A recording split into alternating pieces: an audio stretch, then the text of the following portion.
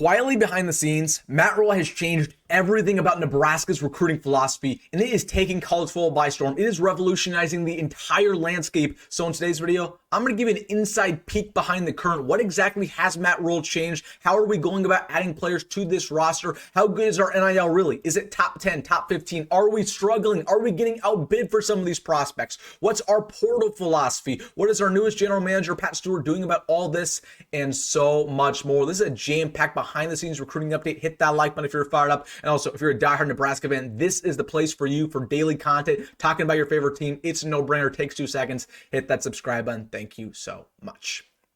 But without further ado, let's get into it. Talking about how Nebraska recruiting has changed over the past couple years and how it's completely revolutionizing college football. I mean, you go back to the 2000s, you go back to the 2010s, even 2020, Nebraska, they were taking about 25, 30 players every single class. Most of those were mid to low 3 stars, some of them low 4 stars, coming out of the Midwest, Nebraska, Iowa, Minnesota.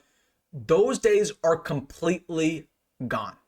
Nebraska is valuing quality over quantity, and that's thanks to a couple things. We know that NIL is now in place with roster limits, revenue sharing. So let's have a conversation first about our NIL, because that's really been the big talking point. Is Nebraska's NIL actually struggling? Are we getting outbid for top prospects? Because that's what the critics have to say. And honestly, they might not be wrong. Now, of course, we know that colleges can only spend up to $20 million per year nowadays on their football team with the revenue sharing that doesn't account for outside boosters. So Nebraska, they're being very strategic with their money. And it feels like every single day we're reading articles, watching YouTube videos about Texas, Miami, Georgia spending over $1 million on one individual high school prospect. And that sounds absurd. And it's happened in Nebraska a couple of times in this class where they want a very good player. And frankly, we just get outbid. It happened with CJ Brown just a couple weeks ago. So what's Nebraska actually doing?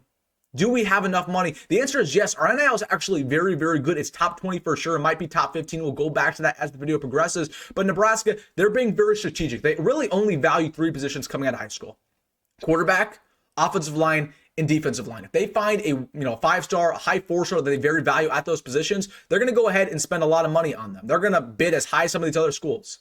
But if they find a running back, a DB that they really like, they're not going to go crazy. And then we saw that with CJ Brown. We saw that with a couple other guys where they really, really want some of those prospects, but they weren't willing to spend what Florida was spending, or Texas A&M, or some of these other guys. So Nebraska, they just don't value high school recruiting as much as the portal. They're going to spend a lot of money in the portal. That's why they're saving a lot of this cash. So when December rolls around, when January rolls around, we have a surplus of money. We're willing to go crazy for some of these prospects like we did last year with Dane, Elijah Pritchett.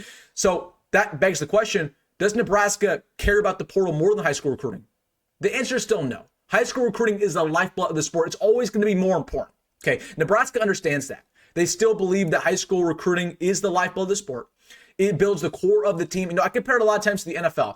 In NFL, the way you build a successful franchise is through the draft, not through free agency. Okay, you find your core, your pieces through the draft. You really just supplement through free agency. Okay, that's the same thing with college football. The core of your team is built in high school recruiting. You just supplement through the portal. If you have a hole at the running back position, you'll fill that in the portal. If you have a hole at the offensive line position, you will fill that through the portal. You just supplement. But Nebraska, they understand they have to do both. They understand that high school recruiting is more important. But with that being said, it's a lot more risky to recruit some of these high school prospects. In the portal, you know what you're getting. Okay, if you go after a Dane Key, you know that he's going to be a starting receiver. Pretty much guaranteed. He's going to start the second he gets on campus. That's not usually the same with high school guys. You could be going after a 4-star wide receiver, but he might not live up to that. He might never play. He might be a bust. He might not transition to college well. He might not keep his grades up. So there are a lot of variables in Nebraska. They don't want to tie down money to that. They're not willing to spend, $50K or excuse me, $500K, even $1 million for a 5-star wide receiver coming out of high school. But they would be for a transfer. Who's the real deal? Who's going to come here, start right away, guaranteed. So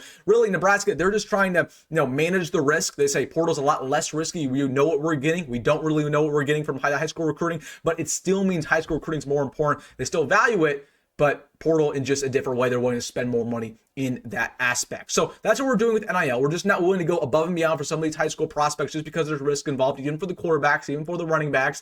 But let's talk about them being more selective, because that still doesn't answer the question on why Nebraska, they don't take 25 guys per class anymore. Nebraska pretty much, I'd expect for the next 10 years, they're only going to take about 15, 20 guys. Why is that happening anymore? Well, there's a couple reasons. Now, number one, Nebraska has a new philosophy where if you don't play in the first 2 years and you're a skill position guy, we're not even going to recruit you, period.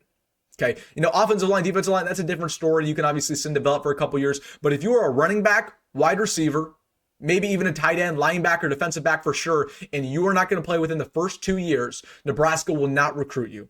Because from their standpoint, let's say you play going to year 4, that's great, but you might not even be on the team going to year 4. You might transfer, you might get fed up. So from a Nebraska perspective, they're looking at things, how can you help me now? In every way, in the portal and through high school recruiting. So Nebraska, they're just finding guys who can contribute early.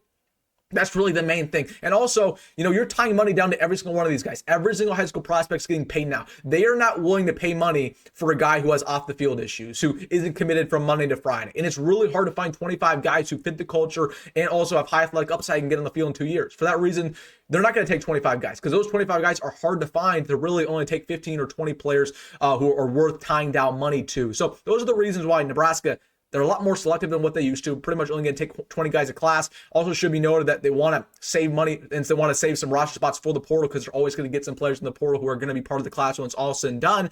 But also, let's just go to the 2026 class, for example, because we know that Nebraska, objectively, they're struggling just a little bit. The class is good, not great. So what's going on there? Because it feels like Nebraska, maybe they should be spending more money with their NIL. Is this a good decision to be so conservative? And honestly, I'm going to be frank with you. They are gambling this entire 2026 recruiting class. They're betting on themselves because Nebraska right now, they're in no man's land. They're in between being a bad program and a good program. No one knows where we're at. Okay, we're obviously haven't been good the last decade. We feel like we can take that jump forward, but we're not there yet. We're in the middle. And for that reason, high school recruits, they're just not sold. Matt Rhule has a losing record within 2 years. They're not sold in this program. They got to see it in year 3, that big jump. So Nebraska's saying, you know what?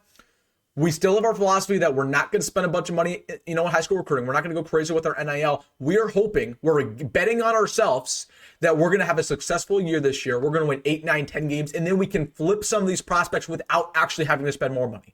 That's what they're doing. Okay, because they have their price tag. They're not going to go up on it. Ryan Mozee, for example, Georgia commit.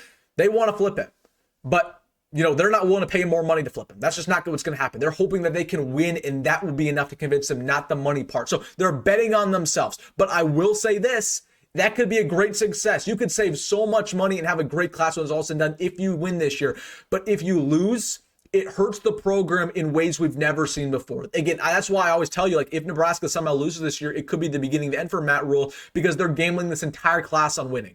They're gambling everything. They're gambling his entire tenure on this one season. And that's how confident they are. They probably wouldn't do that if they weren't that confident we were going to win.